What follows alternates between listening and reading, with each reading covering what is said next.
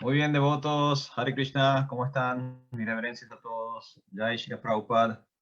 Espero que estén todos muy Jai श्री Ram bien. Prabhupada. Jai Shri Prabhupada. Espero que estén todos muy bien, muy felices en conciencia de Krishna. Quiero agradecer a Ekendra Prabhu, a Denupal Prabhu, a toda su familia por sostener estos espacios, estos programas. También agradecerles a todos ustedes por participar el día de hoy. Y bueno, como explicó Denupal Prabhu, hoy vamos a hacer una especie como de recta final de este tomo. Estamos en el tomo número 2 de los 4 senderos del yoga, en el capítulo número 3. Y es una sección del libro que es un poco un resumen de la obra en general y una profundización en uno de los senderos del yoga, que es el sendero del Bhakti Yoga, ¿sí? Que es lo que todos nosotros estamos practicando o intentando practicar. Así que es básicamente lo que vamos a ver el día de hoy. Como dije antes, voy a decir de nuevo, recuerden que no hace falta, por lo menos en mi caso personal, no hace falta que lleguemos hasta el final del resumen del día de hoy. Si en algún momento alguien tiene el deseo de hacer una acotación, de dejar una opinión, de hacer una pregunta, de sugerir algo, simplemente o levanten la mano o hagan una seña o interrumpa directamente, no hay ningún problema, puede abrir su micrófono y puede ingresar en cualquier momento de la charla del día de hoy.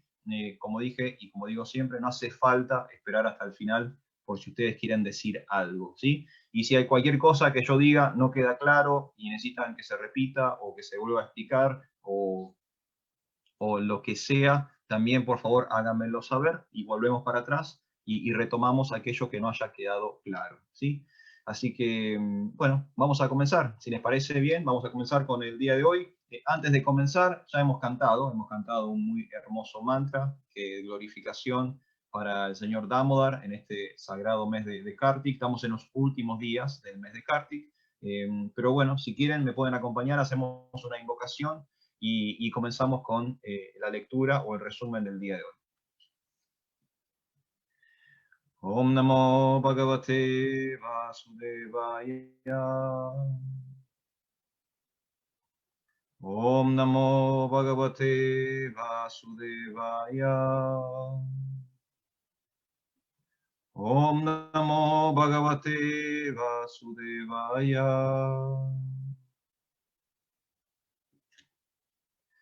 Muy bien, entonces, devotos, vamos a comenzar. Estamos en los 4 senderos del yoga, tomo 2. Estamos en el capítulo número 3, en la sección final, que como dije es una especie de resumen o una profundización, una aclaración respecto a uno de esos senderos, y es básicamente el sendero del Bhakti Yoga, ¿sí? Esta sección va a tratar fuertemente el tema del Bhakti Yoga, que es la práctica espiritual que todos nosotros estamos emprendiendo.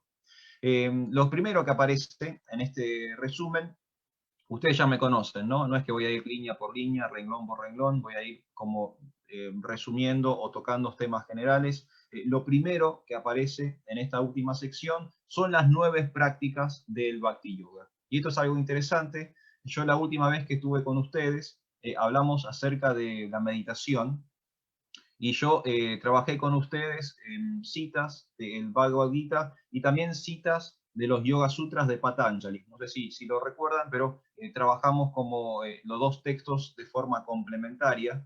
Y es interesante esto de que haya un proceso o una metodología, porque cuando hay etapas, cuando hay prácticas, cuando hay un sistema, entonces estamos hablando de una ciencia. Por eso el Bhakti Yoga, como muchas veces lo definió Srila Prabhupada, nuestro fundador Acharya, es una ciencia espiritual, ¿sí? Para muchas personas el término, el concepto de ciencia espiritual le resulta en una contradicción, ¿sí? Porque muchas personas están con el paradigma de que lo científico racional va por un lado y de lo espiritual subjetivo va por el otro.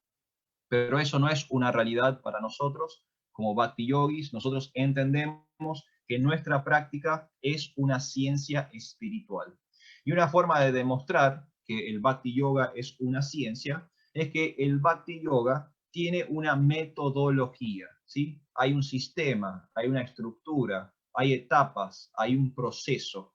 Y si ustedes se fijan, todas las disciplinas científicas tienen lo mismo, ¿sí? Ninguna disciplina o ninguna área del saber se puede definir a sí misma como ciencia si simplemente es algo azaroso, caprichoso, fortuito, ¿sí? Ningún científico serio va a creerle a otra persona si no puede trazar un método, un sistema o un proceso. Y el nuestra cultura espiritual tiene un método, un proceso o un sistema. Y una de las primeras cosas que se presenta en este resumen es un poco lo metodológico de el Bhakti Yoga con respecto a algunas prácticas fundamentales que tiene nuestra espiritualidad o nuestra ciencia espiritual. Y son los famosos 9 procesos del Bhakti, ¿sí? Yo sé que la mayoría de ustedes ya conocen todo esto, así que bueno, pido por favor que me tengan paciencia, un poco de tolerancia, vamos a volver sobre algo que seguramente la mayoría ya conoce, pero para aquellos que recién se están enganchando con conciencia de Krishna o para aquellos que tienen menos tiempo practicando el Bhakti Yoga, esto seguramente le va a ser de mucha utilidad. Los 9 procesos del Bhakti Yoga son Shravanam, oír, Kirtanam, que es cantar o repetir, Smaranam, que es recordar, Pada Sevanam, que es prestar servicio a los pies del Señor, Archanam, que tiene que ver con la adoración de la forma del Señor, Vandanam, que es glorificar al Señor, Dasyam, que tiene que ver con el servicio al Señor, Sakyam, la amistad espiritual, y Atma Nivedanam, que es la entrega o la rendición completa y absoluta. Estas son las 9 prácticas del Bhakti Yoga y todos nosotros tenemos que ir avanzando a través de estas etapas o de esta metodología. Explican nuestros acharyas, nuestros maestros espirituales, que por supuesto todos estos pasos son importantes y uno puede estar ubicado en cualquiera de estas etapas y de hecho por simplemente realizar perfectamente una de estas etapas ya obtenemos la liberación del mundo material, ¿sí? Nuestras escrituras explican que si me perfecciono en cualquiera de estas prácticas, ya mismo me libero del cautiverio material. Pero, aunque son 9, también nuestros acharyas previos, nuestros maestros espirituales, explican que las más importantes, las 3 etapas más importantes, son las primeras 3. Oír, cantar y recordar. Esa trilogía, esa triada, esa dialéctica que se da entre escuchar, repetir lo que escuchamos y recordar lo que hemos escuchado y lo que hemos hablado, es lo fundamental en la práctica del Bhakti Yoga. Entonces tenemos el primer paso, Shravanam, oír. Muchas veces, a mí me ha pasado, muchas veces personas me han preguntado cómo comenzar una práctica espiritual o cómo comenzar una práctica de yoga, ¿no? Una práctica de intentar conectar con lo divino, con lo trascendente.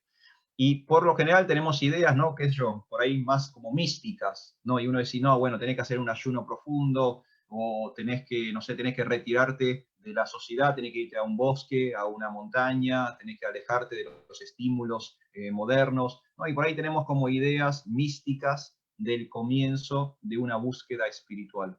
Pero nuestra cultura espiritual, que es altamente práctica, que es 100% factible y aplicable, propone que el primer paso para la espiritualización de una persona es oír. Es simplemente tomarse el tiempo para escuchar acerca del conocimiento trascendental. Ese es el primer paso. Y es un poco lo que hacemos nosotros cuando nos encontramos, ¿no? En estos grupos, en estos momentos de estudio, en estas asociaciones con los devotos. Hoy estoy hablando yo, pero mañana va a estar hablando otro y pasado está hablando otro y todos nosotros podemos beneficiarnos de simplemente prestar el servicio de oír acerca del servicio devocional o del conocimiento trascendental. Entonces ese es el puntapié inicial. Nosotros empezamos nuestra búsqueda espiritual o nuestro regreso a casa, al reino de Dios, simplemente escuchando acerca de tópicos espirituales. El segundo punto es kirtanam. Ustedes saben que la palabra kirtan significa cantar, ¿sí? Pero bueno, en este contexto también se puede entender como repetir o se puede entender como recitar. ¿Y qué es lo que estoy cantando? ¿Qué es lo que estoy repitiendo? ¿Qué es lo que estoy recitando? Lo que escuché en el paso número 1. Entonces, primero escuché una información o un conocimiento espiritual y ahora la segunda etapa es compartir, es repetirle eso a otra persona. ¿Sí? Entonces, hoy todos nosotros quizás aprendamos algo en la charla del día de hoy, eso sería la parte de Shravanam para muchos de ustedes que están escuchando, y luego quizás cuando estén cenando o mañana en el trabajo o con algún vecino y demás, si ustedes le repiten algo de lo que aprendieron el día de hoy, eso ya es la segunda etapa, el segundo paso del proceso, que es Kirtanam. Escuché algo acerca del Señor y ahora estoy repitiendo aquello que escuché acerca del Señor. El tercer paso es Smaranam. Smaranam tiene que ver con la memoria, tiene que ver con recordar. Estoy recordando aquello que oí, estoy pensando en aquello que hablé hoy con mi amigo, con mi esposa, con mi compañero de trabajo. Y tiene que ver con la cuestión más intelectual, más del recuerdo, tiene que ver con la meditación, ¿sí? La última vez que estuvimos juntos hablamos mucho de la meditación. Bueno, Smaranam está ubicado en ese lugar. Escucho acerca del Señor, hablo acerca del Señor y estoy recordando o estoy rememorando cuestiones acerca del Señor. Son los primeros tres pasos que, bueno, como muchos maestros y acharyas, líderes de nuestro linaje espiritual han aclarado, son los tres puntos más importantes de los 9 procesos del Bhakti. Después viene Padasevanam. Padasevanam literalmente significa servicio a los pies del Señor y tiene que ver con servicios prácticos donde yo ya la información que incorporé la estoy expresando en el mundo, ¿sí? Lo interesante del Bhakti Yoga es que es como dije anteriormente, una experiencia práctica. No estamos acá simplemente para acumular información, no estamos acá simplemente para ver quién tiene más conocimiento, sino que estamos acá para educarnos espiritualmente y luego hacer una traducción de esa educación espiritual en el mundo que me rodea. Yo, con toda la información que estoy adquiriendo, tengo que transformar la realidad. Tengo que hacer servicio práctico para el Señor. Pada Sevana. Me pongo al servicio de los pies del loto del Señor. Archanam es adoración. Acá voy a ir muy abuelo de pájaro, pero podríamos directamente tener todo un encuentro sobre adoración, porque es un tema complejo, es un tema muy profundo, y nuestra ciencia espiritual le dedica mucha parte de su literatura a las reglas y las regulaciones de adorar al Señor. No en todas las culturas espirituales hay una adoración de Dios, pero sí la hay en la nuestra, en el Bhakti Yoga. Nosotros entendemos que Dios se puede manifestar ilimitadamente porque Él es ilimitado y Dios adopta formas para poder expresarse e interactuar con nosotros. Y una de esas formas, según nuestra cultura espiritual, es el Archa Vigraha, ¿sí? ¿Y esto qué tiene que ver? Significa que Dios tiene una forma que nosotros podemos percibir con nuestros sentidos y que podemos adorar. Y seguramente muchos de ustedes, como devotos avanzados que son, tienen deidades en sus casas, ¿sí? Y todos los días están interactuando, están gestando y profundizando una relación directa con la forma del Señor a través del Archanam, a través de la adoración. Vandanam, lo que viene después, tiene que ver con glorificaciones. Si ustedes aún se dieron cuenta, les cuento que nuestra cultura espiritual es altamente poética, ¿sí? Todos los mantras que cantamos, todos los mantras que están en las escrituras, básicamente poesías, ¿sí? Es muy elegante la cultura del Bhakti Yoga, es muy refinada la forma en que se plasman las cosas. Fíjense incluso cómo Krishna y Arjuna se hablan el uno al otro en el Bhagavad Gita, ¿no? Están todo el tiempo con glorificaciones, con Vandanam, oh tú, el mejor de los Bharatas, oh tú, el de los poderosos brazos, tú, el Señor del universo, ¿no? Están todo el tiempo con glorificaciones, con alabanzas, y eso es propio de la cultura espiritual del Bhakti Yoga, donde hay Vandanam. hay oraciones, glorificaciones y alabanzas al Señor. Y es interesante, yo les recomiendo que vayan estudiando las alabanzas al Señor. Nuestras escrituras están llenas, están colmadas de oraciones, de amor hacia Dios. Y Prabhupada también recomendaba esto, y él solía decir que cuando uno no sabía, una vez hay un pasatiempo con Prabhupada que un devoto le preguntó cómo hacer para orar, cómo hacer para rezar, ¿no? Cómo manifestar sus sentimientos. Como que a él no le salía, él no tenía como esa capacidad poética de poder orar.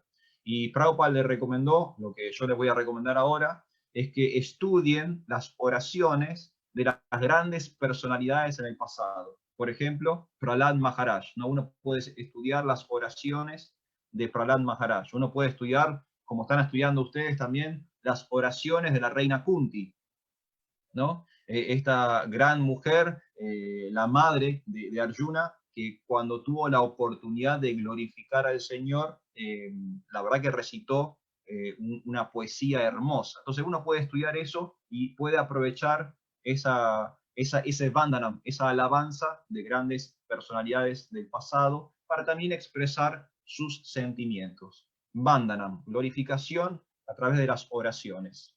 Dasyam tiene que ver con el servicio, ponernos al servicio no solo del Señor, sino también, por ejemplo, de su creación. Ponernos al servicio de los devotos, ponernos al servicio de proyectos, de comunidades, de instituciones que estén difundiendo el Bhakti Yoga, ¿sí? Ponernos en servicio de poder compartir más y mejor nuestra cultura espiritual. Sakyam tiene que ver con la amistad, ¿sí? Estamos hablando ya de un estadio muy elevado de la conciencia espiritual, donde yo puedo desarrollar una amistad con el Creador, con el Ser Supremo, con la Suprema Personalidad de Dios. Y por último, la entrega total, ¿sí? El compromiso absoluto de rendirme ante al Señor, que es Atma Nivedanam, ¿sí? Que se puede traducir como entrego el alma, ¿sí? Me entrego de alma al Señor, me entrego de alma a Dios, Atma Nivedanam, el último paso en los 9 procesos del Bhakti, ¿sí? Entonces, esa es la primera parte del resumen o el desglose que estamos haciendo el día de hoy. ¿Estamos bien, devotos? ¿Alguien tiene una duda hasta acá? ¿Alguien quiere comentar algo o se perdió en algún lugar? Si estamos bien, seguimos. Estamos bien, listo. Nadie se quejó, no hay que devolverle la plata a nadie. Perfecto, vamos a seguir entonces.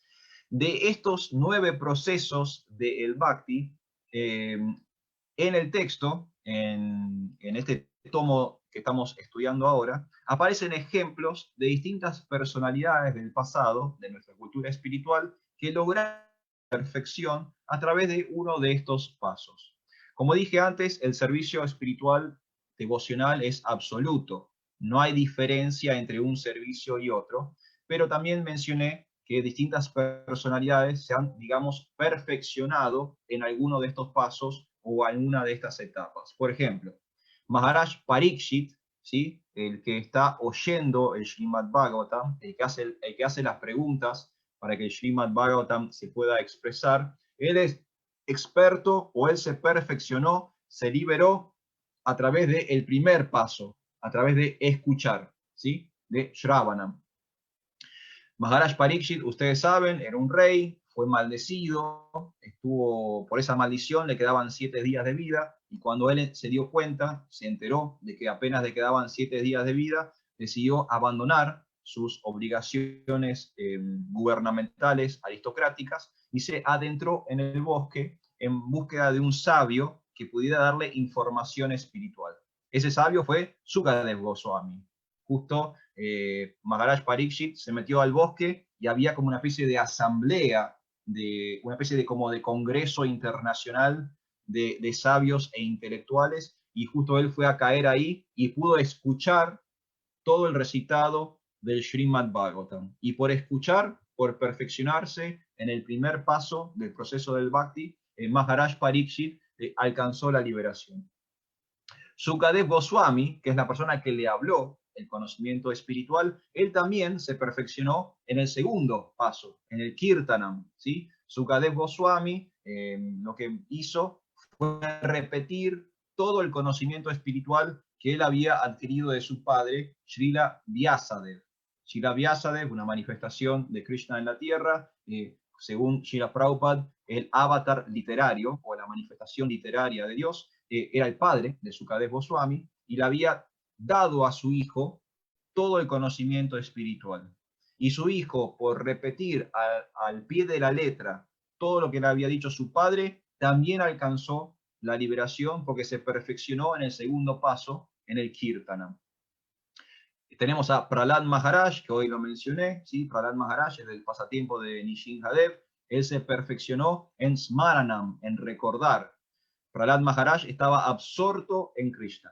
Y ustedes saben, ¿no?, que él siendo un niño fue torturado, fue abusado por su padre, y en todas esas situaciones tóxicas de un relacionamiento completamente negativo con su familia, él siempre se mantuvo consciente de Krishna. ¿Por qué? Porque siempre estuvo pensando en la suprema personalidad de Dios. Y por estar absorto en el recuerdo de Krishna, Prahlad Maharaj también alcanzó la liberación, ¿sí? El tercer paso, Smarana.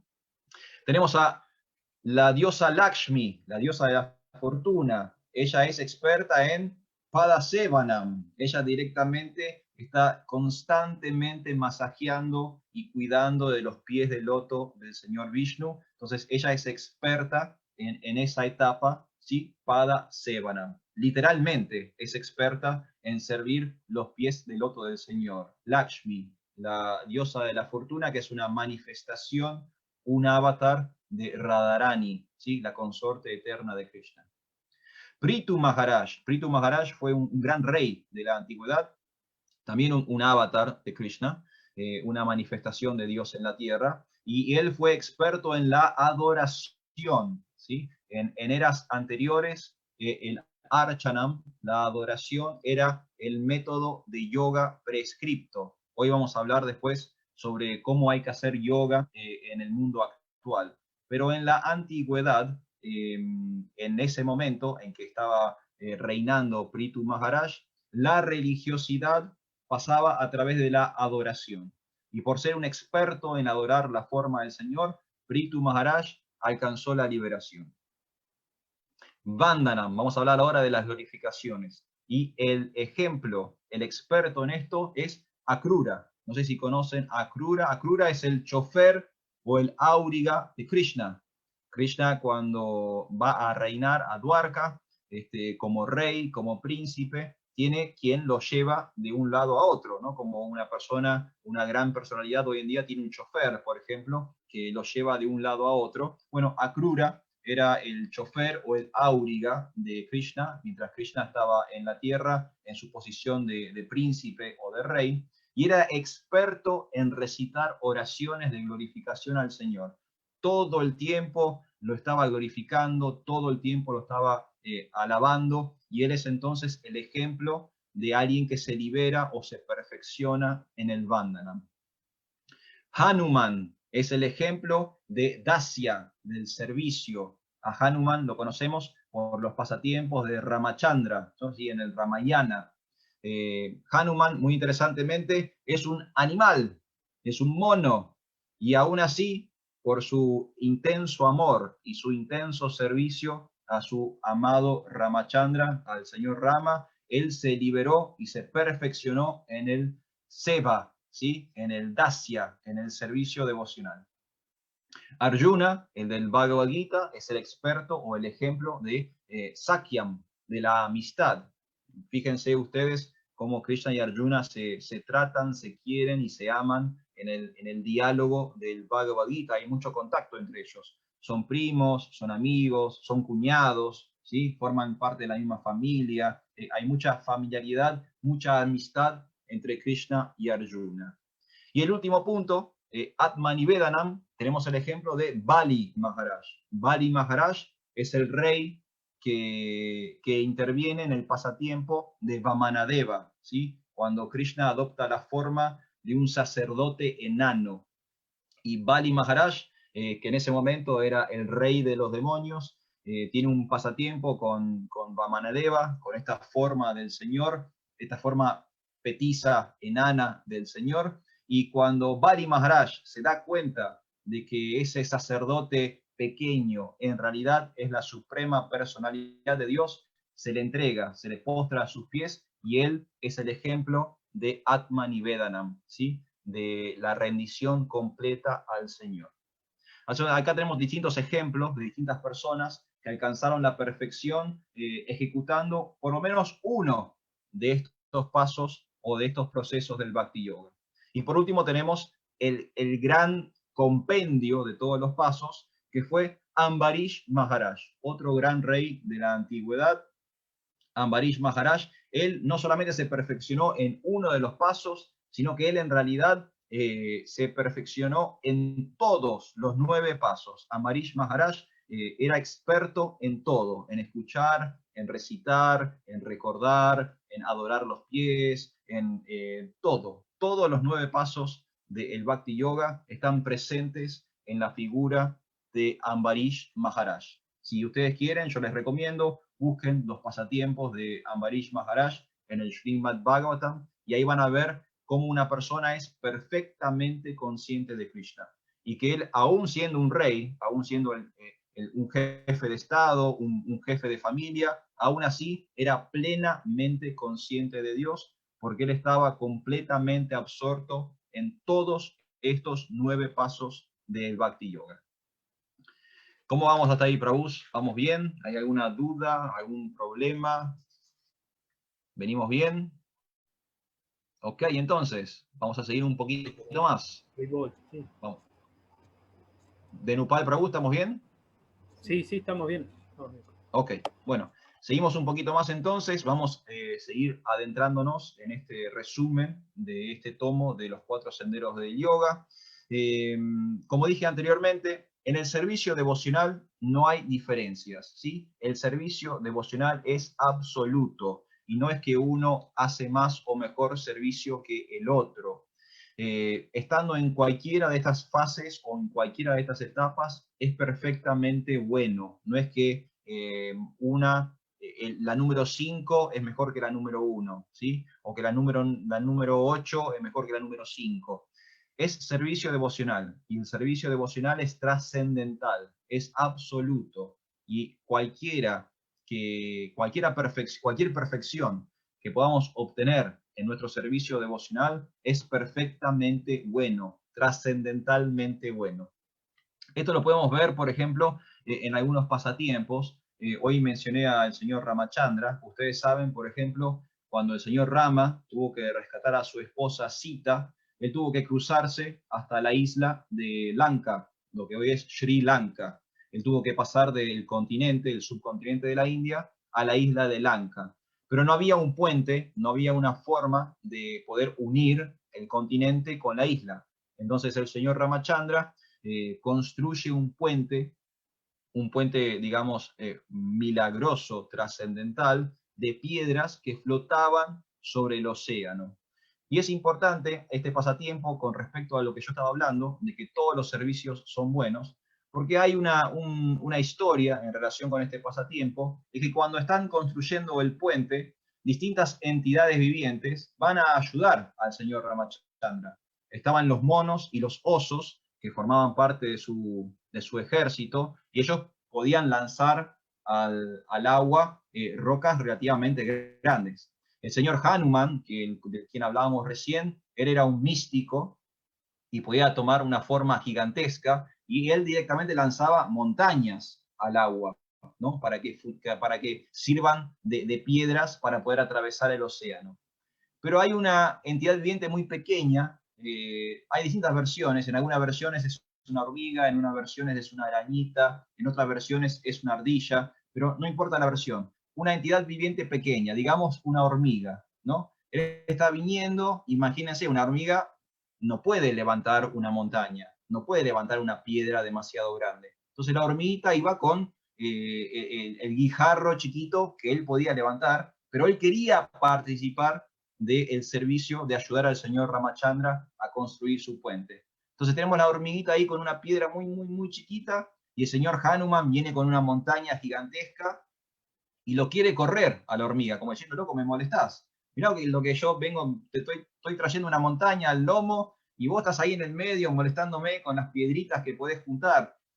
Y cuando el señor Ramachandra ve este intercambio, cuando ve que Hanuman está retando o está agitándole la mente a la hormiguita, el señor Ramachandra lo detiene a Hanuman y le explica esto de que el servicio devocional es absoluto, que para el Señor, para Dios, vale lo mismo la montaña gigante de Hanuman que la pequeña piedrita de la hormiga. ¿Sí? Esto es muy importante que nosotros entendamos esto.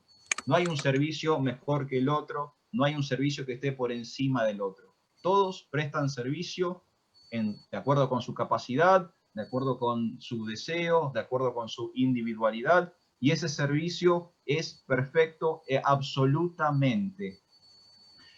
Por supuesto que algunos tienen capacidad para hacer más, como por ejemplo el señor Hanuman tenía capacidad de mover montañas, otros tienen distintas capacidades, como por ejemplo la hormiguita, que apenas podía mover algunas partículas de polvo, pero para el señor Ramachandra, para Dios, todo era exactamente igual. Otro ejemplo que les puedo dar es de Sri Chaitanya Mahaprabhu.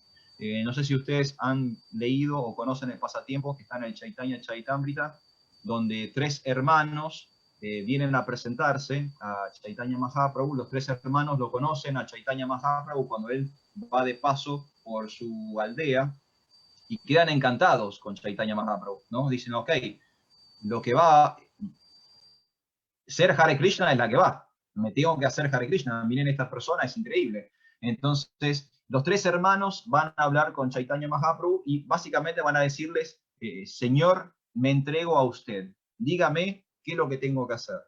Y Chaitanya Mahaprabhu le da un servicio distinto a los tres. A uno le dice que se quede en el hogar, que sea jefe de familia y predique desde su casa. A otro le dice que vaya al templo y se convierta en un monje renunciante, un brahmachari. Y al último le dice, y vos te venís conmigo. Entonces a los tres hermanos le dio servicios distintos, pero para el Señor no importaba si era un hombre de familia, un jefe de familia, no importaba si era un monje renunciante o no importaba si era alguien que estaba en un templo. Para el Señor todos los servicios eran iguales, a pesar de que a los tres hermanos les otorgó servicios distintos. Por eso es importante esto de que el servicio es absoluto. No hay un servicio mejor o peor que otro. No es que uno saca chapa por hacer un servicio y es el último orejón del tarro por hacer otro servicio. No, todos los servicios son igualmente importantes y cada uno brinda su servicio de acuerdo a su capacidad, de acuerdo a su deseo, su naturaleza, su tendencia y su individualidad. ¿Sí? ¿Está bien esto? ¿Se entiende lo de la importancia de comprender el servicio en un plano absoluto? Y la última cosita que quería comentar, por lo menos de la primera parte que estamos resumiendo el día de hoy, es que hay que priorizar el servicio devocional. En un momento del texto aparece esta idea de que a veces nosotros no estamos lo suficientemente comprometidos con nuestro servicio, ¿sí? Y esto puede ser un peligro, un grave peligro para nuestra vida espiritual. Hace muy poco tiempo yo charlaba con unos devotos y les comentaba de que el servicio devocional o el Bhakti Yoga o conciencia de Krishna básicamente es una reestructuración de mis prioridades. Yo estoy tan metido en el mundo material que a veces me confundo, la vorágine, la energía material me confunde, Maya, y me hace creer que son prioritarias o fundamentales cosas que no son de naturaleza espiritual, ¿no? Entonces, yo quiero hacer vida espiritual, pero la mente, el impulso material, me dice que es más importante hacer otras cosas, ocuparme de otras cosas. Y algo que tenemos que tener mucho cuidado es que cada tanto tenemos que hacer un chequeo, ¿sí? Como vieron que cada tanto llevamos el auto al mecánico y hacemos un balanceo, un alineamiento y un balanceo al auto, ¿no? Le chequeamos el aceite, le chequeamos el agua, le chequeamos los frenos, ¿no? O cuando estamos por salir de viaje, vamos y vemos si está todo en condiciones. Bueno, espiritualmente cada tanto tendríamos que ir al taller, ¿sí? Cada tanto tendríamos que ponernos sinceramente a hablar con un devoto de confianza y ver cómo está nuestro termómetro espiritual. Porque a veces podría yo tener algún tipo de problema, quizás necesito un balanceo espiritual, quizás necesito me tengo que alinear espiritualmente, ¿no? Entonces, tengo que pasar la BTV espiritual de vez en cuando. Tengo que chequearme para ver si estoy en condiciones para salir a la ruta, ¿sí? La ruta de vuelta a Dios. Y esto es muy importante. Y este termómetro está bien marcado, o sea, marca salud espiritual cuando yo estoy priorizando mi práctica espiritual. Ustedes saben que hay dos tipos de dharma, ¿no? Tengo dos tipos de obligaciones. Tengo mi swadharma, que es mi obligación material, pero también tengo mi sanatan dharma, tengo mi obligación espiritual. Y no por simplemente ocuparme de las cosas de la materia, tengo que olvidarme de las cosas del espíritu. Es importante ocuparse de las cosas de la materia. Es importante cuidar a la familia, es importante pagar el alquiler, es importante ser un ciudadano responsable. Pero también es importante ser un espiritualista.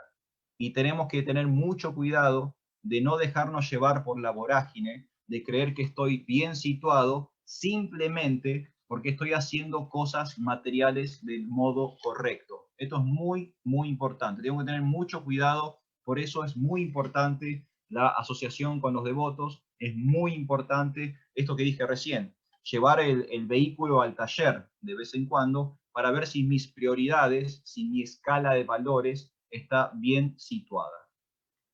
¿Estamos bien ahí, Prabhus? ¿Alguien quiere decir algo? ¿Alguien tiene algo para comentar? Ok, bueno, muy bien, entonces seguimos avanzando. Vamos a la última parte, ¿sí? Vamos a los últimos tópicos que tiene este resumen de este volumen de los 4 senderos del yoga. Hay un momento en el texto, en esta última parte, donde se recalcan o se vuelve sobre dos de las prácticas que comenté al comienzo, dos de las prácticas del Bhakti Yoga. La práctica número 1, que es Shravanam, y la práctica número 2, que es Kirtanam.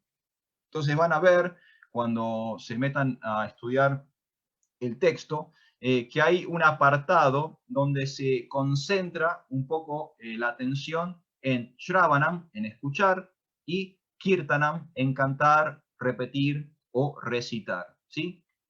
Y un poco lo que ya hemos hablado, Shravanam es escuchar, es el comienzo de la vida espiritual, ¿sí? Aunque cada paso en este proceso del Bhakti Yoga es suficiente en sí mismo, también tenemos una estructura, hay un orden, y es muy, muy, muy importante dedicarle un tiempo, un esfuerzo y cierto entusiasmo a escuchar de tópicos espirituales. Es muy, muy importante.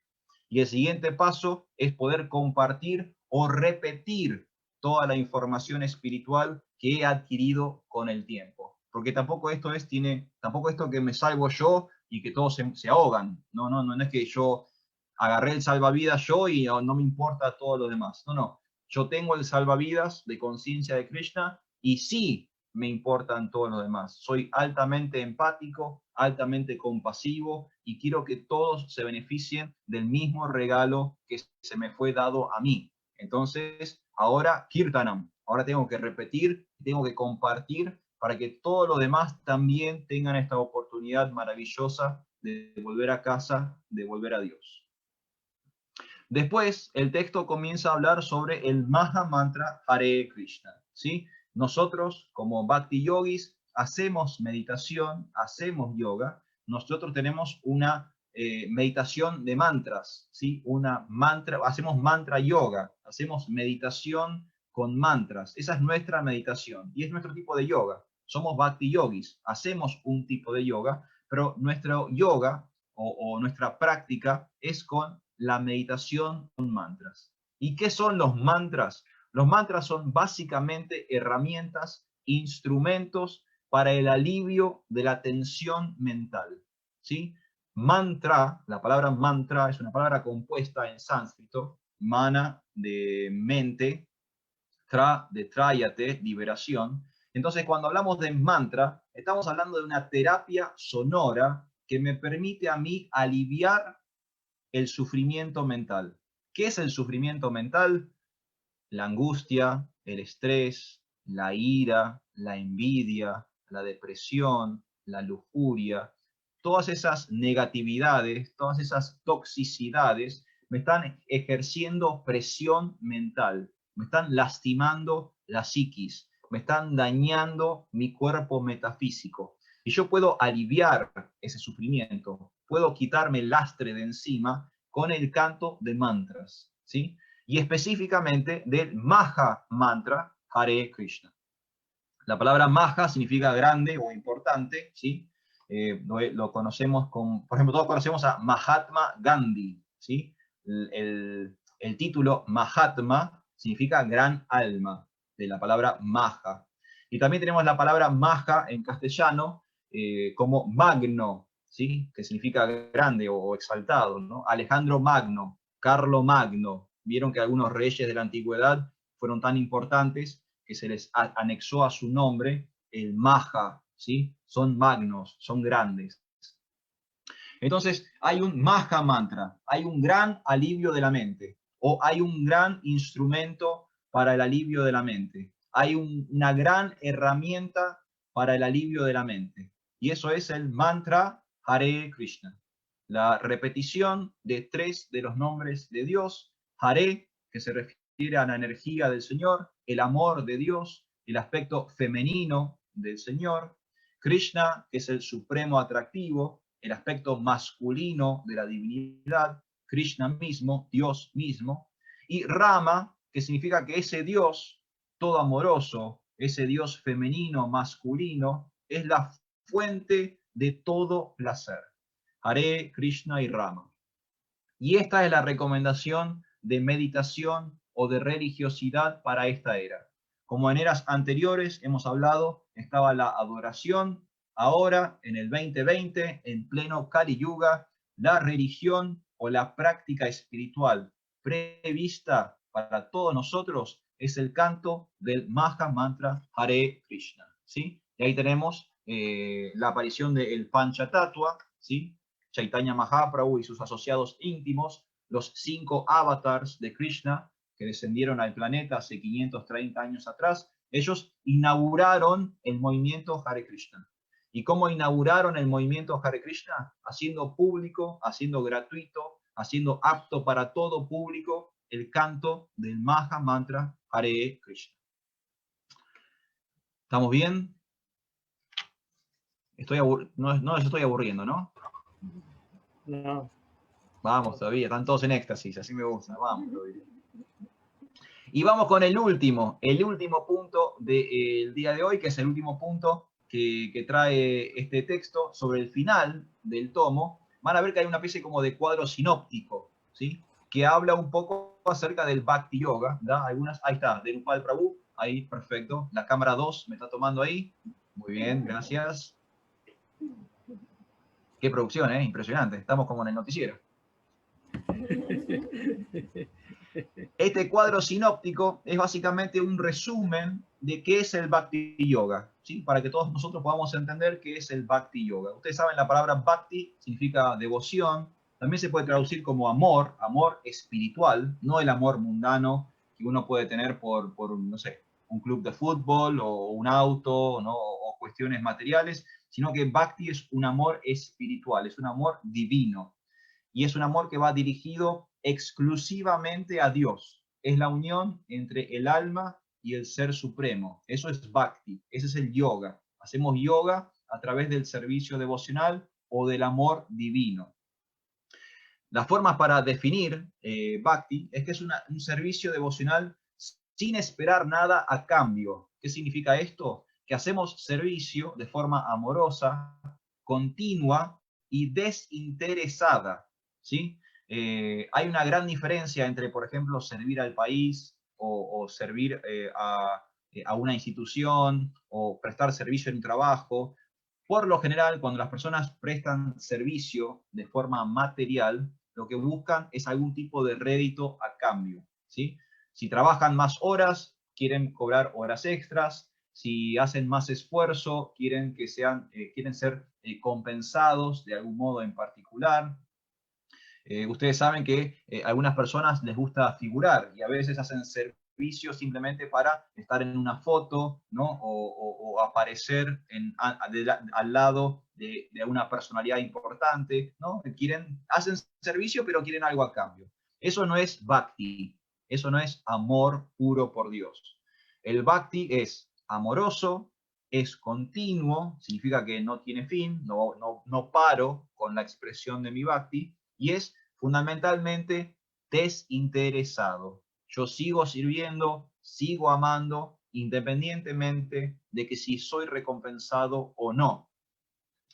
Hay una historia muy interesante en el Antiguo Testamento, en la historia de Job. No sé si ustedes conocen la historia de Job, que era un señor muy acaudalado, muy bien visto en la sociedad, era un judío, digamos, muy bien ubicado en su comunidad, y entre Satanás, entre el diablo y Jehová y Dios, hacen una especie como de experimento social.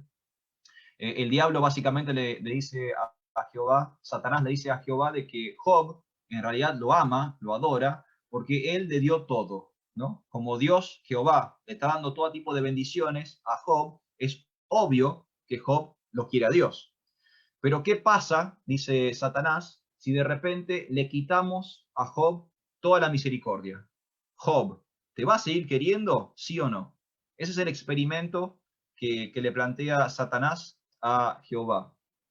Jehová dice, ok, estoy de acuerdo, hagamos el experimento, sacale todas mis bendiciones a Job y veamos si al fin y al cabo, Job me sigue queriendo o no.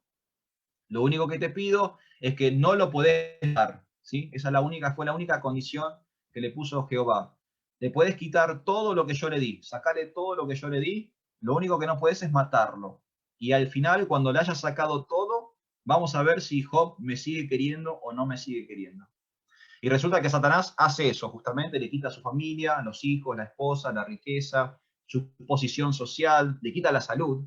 Y Job en muy poco tiempo pasa de ser una persona reconocida, famosa, adinerada, a ser un mendigo leproso en la calle, un paria, ¿sí? Un descarte social.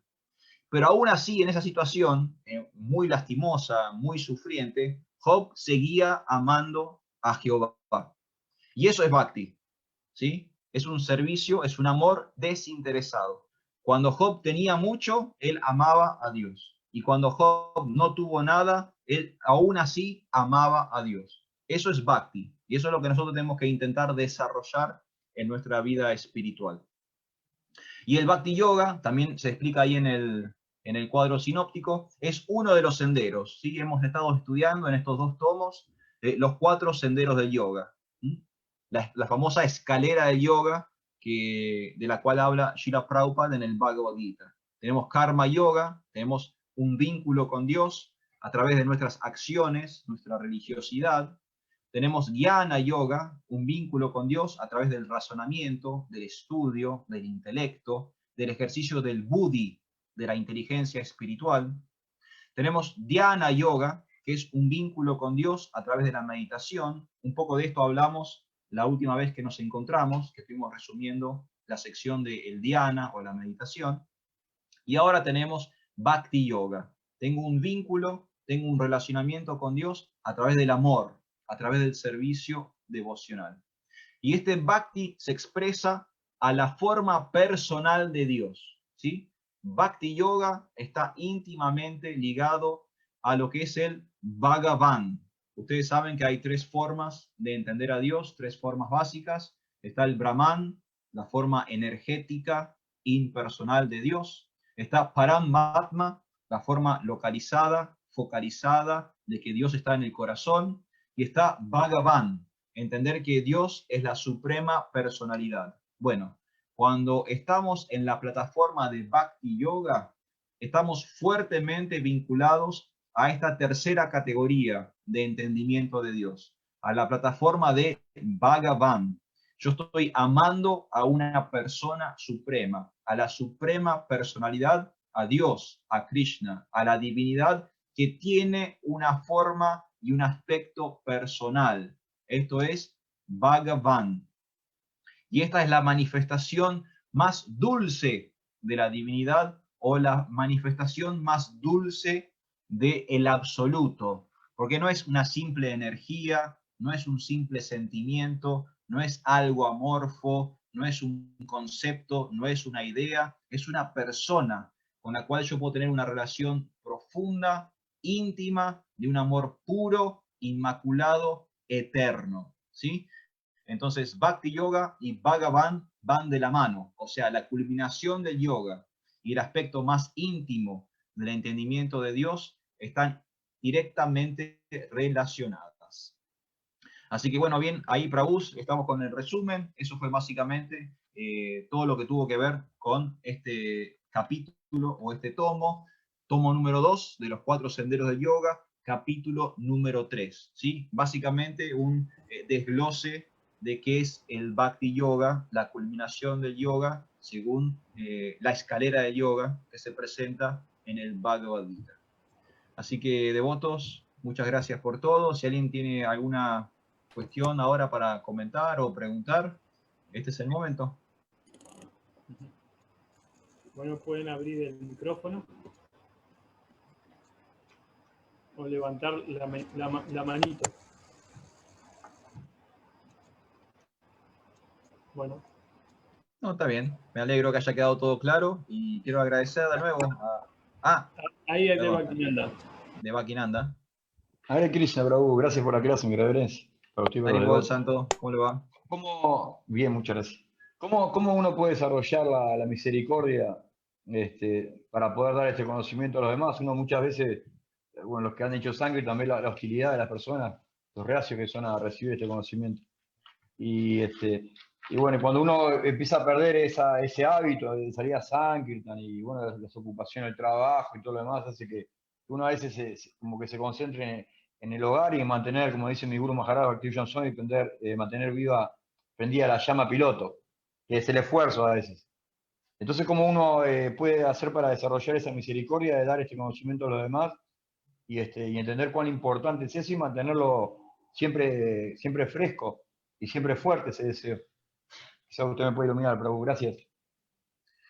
Muy buena pregunta, Prabhu. Es muy buena pregunta. Porque en la medida que seamos más misericordiosos, más compasivos, más empáticos, también va a crecer nuestra vida espiritual. Es lo que usted decía, ¿no? Ahora estamos como en piloto. Todos tenemos como la llamita en piloto, medio como que sobreviviendo en el mundo material, intentando hacer las 16 rondas, ¿no? Meto todos los principios que puedo, a ver si llego a fin de mes, ¿no? Y estoy como surfeando la ola del mundo material. Y eso nos mantiene como en piloto, ¿no? Una especie como de modalidad de sobrevivencia. Lo Como la interesante... plancha, como hacer la La plancha. plancha. No me ahogo, pero no estoy yendo para ningún lado. ¿No? Estoy como flotando. Todavía no me ahogué, puedo seguir respirando, pero no tengo como un norte. No estoy dirigiéndome para ningún lado. Lo interesante de conciencia de Krishna es que es un medio y un fin a sí mismo. Y lo que es increíblemente alucinante de conciencia de Krishna es que apenas yo empecé a compartir un poquito de conciencia de Krishna, no solamente estoy beneficiando a otra entidad viviente, sino que me estoy beneficiando a mí mismo. Y automáticamente, cuando compartí un poquitito, la llamita en piloto empezó a crecer. O sea que ahí ya gané por 2, porque encendí una llamita en piloto que no estaba encendida, o sea que ahora hay una llamita más, y mi llamita empezó a crecer. Y eso es lo increíble de conciencia de Krishna.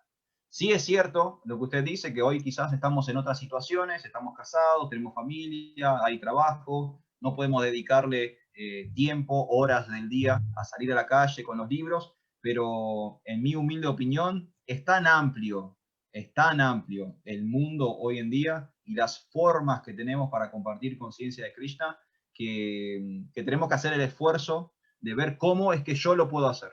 Cada uno de nosotros tiene su individualidad, ¿no? Cada uno tiene una vida distinta, una realidad distinta, capacidades distintas, entusiasmos distintos, cada uno somos diferentes, pero estoy convencido de que todos algún granito de arena podemos aportar.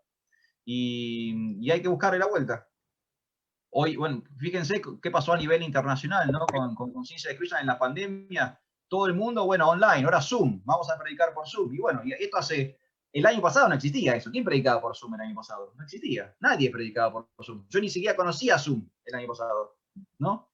Y este año, bueno, este año es Zoom, y hay que darle por Zoom, y a algún devoto se le prendió la lamparita y abrió la puerta para que un montón de otros devotos pudieran cosechar conciencia de Krishna. Entonces, tenemos que hacer como ese trabajito interno. A ver, para algunos puede ser predicarle a la familia. Bueno, Prabhupada decía, ¿no?, que todos somos gurús en distintos niveles. Algunos será el gurú de la familia, otro será el gurú en el barrio, otro será el gurú en el trabajo, ¿no? Todos somos maestros, prabhus, ¿no? Todos estamos como compartiendo conciencia de Krishna. De acuerdo a nuestro radio de influencia, vamos a poder llegar a más o menos personas. Eso no es importante, es lo que hablábamos antes. No es importante a cuánta gente le llego. Lo importante es que yo esté deseoso de llegar a la gente. Entonces, si uno tiene el deseo sincero, Krishna después hace como los arreglos, ¿no? Y me pone en el camino a la persona indicada, a la persona perfecta, que justo quiere saber lo que yo tengo para compartir. Y mi humilde recomendación es eso, Prabhu. La misericordia es como que se retroalimenta. Si yo soy un poquito misericordioso con alguien, me beneficio yo y se beneficia el otro. Y es que se genera como una bola de nieve que va creciendo, creciendo, creciendo, y como que no hay perder, perder, es ganar, ganar. No sé si se entiende. Sí, muchas gracias, Prabhu, muchas gracias. Hari Haribo. Haribol. Hasta mí levantó la mano. Haribol. Sí, Haribol, Hare Krishna. Haribol, Prabhuji. Sácalas, gracias por la clase, muy linda, muy interesante, muy instructiva, muy alentadora. Yo quería, lo que usted acaba de decir es lo que se llama entrega. Lo que hablábamos con Bhaktinanda Prabhu, el tema de la misericordia, esto de... Y sí, lo que uno puede predicar en distintas posiciones y medidas y lugares. claro, exacto. La entrega, tenemos a veces el concepto de que la entrega es como un punto final, ¿no? De que hago muchas cosas y algún día me voy a poder entregar a Krishna. Pero no, es como que si yo junto los suficientes méritos, en algún momento voy a estar listo para entregarme. Yo lo que propongo es que quizás pensemos la entrega desde otro lugar. Que pensemos en la entrega que lo poquito que yo puedo aportar, como la hormiguita en el pasatiempo de Ramachandra, lo poquito que yo puedo aportar desde la plataforma en que yo puedo aportar, ya es entrega. Ya es entrega. Entonces, en vez de estar midiéndonos los unos a los otros, ¿no?, a quién tiene la entrega más grande, simplemente entreguemos. Simplemente hagamos nuestro servicio desde el lugar que podamos, con la capacidad que tenemos, y por solo hacerlo, ya estamos entregados. Por solo hacerlo, ya estamos entregados. Entonces, algún devoto, su entrega es comprar los vegetales para el programa del fin de semana de la congregación. Esa es su entrega. Él por ahí no tiene tiempo de distribuir libros, no tiene tiempo de predicar, no tiene tiempo de hacer guirnaldas, no tiene otra posibilidad. Pero él tiene el entusiasmo, la misericordia, tiene el deseo, la inspiración, la posibilidad de hacer ese servicio para la congregación. Él puede pasar por el mercado central, porque le queda cerca, él tiene camioneta, no sé, tiene facilidades para hacerlo. Y su entrega es llevarle los alimentos a los devotos para que el fin de semana pueda haber prasadam en el programa, ¿no? Eso ya es entrega. El devoto ya está entregado ahí, porque él está fijo, comprometido con ese servicio. Y es como hablábamos recién con Bhaktinanda, esa llamita crece. Hoy es entregar los vegetales, pero dentro de un año puede ser otra cosa. Es entregar los vegetales y hago otra cosa. Dentro de 5 años es otra cosa, y dentro de 10 años, 20 años, 50 años. Fíjense nuestros gurús, ¿no? Cuando nuestros gurús conocieron a Srila Prabhupada, hacían servicios muy pequeños. Muchos de nuestros gurús, el servicio que hacían era sentarse a escuchar. No cocinaban, no barrían, no hacían guirnaldas, pero se sentaron a escuchar.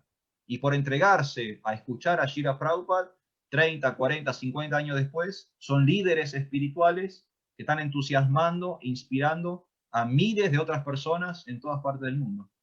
Entonces, yo creo que si tenemos ese paradigma de entrega, entonces podemos entender que yo estoy entregado siempre que estoy conectado con el servicio al Señor. Perfecto. ¿Está bien, Prabhu? Bárbaro. Muchísimas gracias. Chaturbuya. No, con respecto a lo que decía Arjuna Saka acerca de esto de la renuncia, recuerdo que un hermano espiritual, cuando vino mi Guru Maharaj, su santidad Bhakti Swami, él me contó lo que le había dicho. Él estaba triste porque no podía hacer mucho servicio, ¿no? Entonces decía, estoy muy ocupado, Maharaj, Guru Maharaj, porque tengo muchas cosas que hacer y todo lo demás. Entonces, como siempre los gurus, ¿no? Como que se aplaque. Y entonces le dijo, bueno, ¿qué tiempo te queda a ti del día? ¿20 minutos? ¿15 minutos? ¿1 hora? Y sí, no me queda mucho porque los chiquilines, la escuela, mi trabajo. Bueno, si son 20 minutos y eso se lo entregas a Krishna, es entrega total, porque ese es tu tiempo. Ese es el tiempo que te queda para ti. Y si el tiempo que te queda para ti, no para otros, sino para ti, se lo entregas a Krishna, eso es renuncia total. Y eso me quedó, wow. ¿No? Como, digo, lógico, uno está en ese momento, él contaba, estoy entregado a la familia, los chiquillos son chicos, tengo que pagar tantas cosas, tal. Pero el tiempo que le quedaba para él, ¿cuánto es? 1 hora, 15 minutos, 20 minutos. Bueno, si ese tiempo que es tuyo, que es el que te queda para descansar, que es el que te queda para poder, si eso se lo entregas a Krishna, ya está, es entrega completa. Y otra de las cosas que le recuerdo que hace muchos años, no dice como, cuando estaba el templo acá en Uruguay, una vez hablando con un hermano espiritual, Lasmipati Prabhu, él decía que en algún momento los gurús iban a estar tan mayores que no iba a haber forma de viajar y que antes había otra aplicación, que ahora está Zoom, pero antes estaba esa, ¿cómo era que se llamaba? Que también era por la computadora Skype, y todo lo demás. Skype. Ahí va, y Skype. Y que los gurús iban a tener que hacer clases de esa manera porque en muchos de los casos no les iba a dar el físico para poder recorrer todo. Y parece que los arreglos de Krishna lo hicieron antes de que físicamente no estuvieran aptos, porque en un caso como el mío, un ejemplo que ayer tuve la posibilidad de Guru Prasad Swami, o digo, cantidad de otros gurús que yo no los hubiese conocido de otra manera. O Hanuman Prasad Swami, si estuvieron acá, estuvieron en otra época, y no los hubiese conocido. Hoy tengo una asociación directa a hacerle preguntas, y como que esta plataforma parece un arreglo de Krishna que nos... Y hoy es, digo, yo a usted lo veía por Facebook, lo conocí por Facebook, conocí la página Mar del Plata, conocía todo lo que usted hacía cuando empezaron con Mahayan y todas las demás. Digo, y era la única forma de conocernos, y ahora gracias al Zoom tenemos una asociación directa. Entonces digo, no veo, yo veo que hoy estamos más conectados, pero no tenemos la conexión directa, o los que estamos más cerca, por ejemplo, los otros días, mi hermano, el que hizo la pregunta de Bhaktivinoda Prabhu, hizo un programa en su casa y fue nectario, fuimos unos devotos, cantamos Hare Krishna, entonces tuvimos esa asociación, más la asociación que tenemos acá todos los días con una clase de Zoom, como que es una inspiración y es como que el servicio devocional no se corta, siempre está. Si uno tiene ¿cómo es que dice? Mi señora me pregunta, ¿tenés Zoom hoy? Entonces se arregla todo para que a la hora del Zoom esté libre, para que quede libre. La esposa perfecta. Lógico, entonces eso es como una buena asociación, ¿no? El sadhusanga. Bueno, virtual, Sí, pero sadhusanga igual. No, Kali era Yuga. eso solamente para agregar. Gracias, Prabhu. Gracias. Gracias por la clase. Kali Yuga es horrible. Gracias a Dios existe Internet. Es lo único bueno de Kali Yuga. Sí, realmente sí. Bueno. Madhumati dice, muchas gracias, Prabhu, por la clase. Anita Ganga. Hare Krishna. Aquí estoy. Hare Krishna. Muchas gracias, Prabhu. Muchas gracias, Prabhu. Nuevamente disfruto de una de sus clases, muy didáctica, muy motivadora, y me sumo a lo que decía el Prabhu de que esta era está llena de cosas malas, pero los devotos siempre buscamos lo bueno y encontramos este sistema, y gracias a Krishna yo también lo puedo conocer a usted, me asocié con los devotos de Argentina y estamos ya como una familia permanente. O sea, cuando falta uno como que uno se sea de menos, ¿y por qué no está él si siempre viene? ¿Por qué no apareció? Y lo primero que uno piensa es que internet que falló, porque las ganas del devoto es estar participando. Así que no sabe cuánto se lo agradezco, espero seguir escuchándolo y pucha, agradezco a Krishna que este sistema sea asequible para todos, que tampoco es tan caro poder que todos los devotos podamos tener internet para comunicarnos. Así que muchas gracias y mis reverencias. Gracias, madre. Muchas gracias por todo.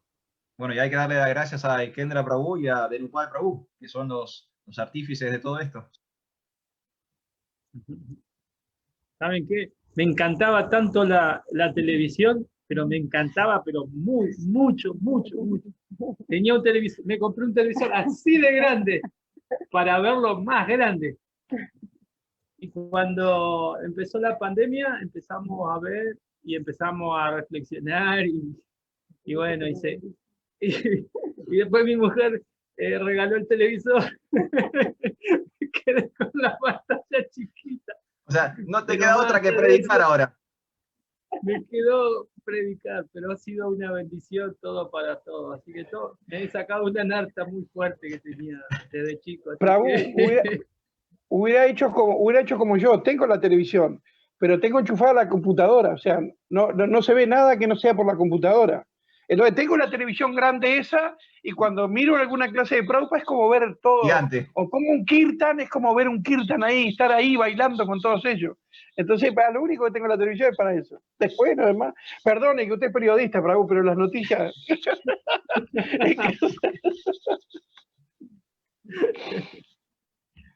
Bueno, Prabhu, muchas gracias por todo. Gracias por todo el esfuerzo que están haciendo. Gracias por sostener estos programas y por la oportunidad de estar con ustedes, conocerlos. La verdad que estoy muy feliz. Me encanta este grupo y gracias a Dhenupal Prabhu, Kendra Prabhu y todo el esfuerzo que están haciendo. Muchísimas gracias. Gracias por todo.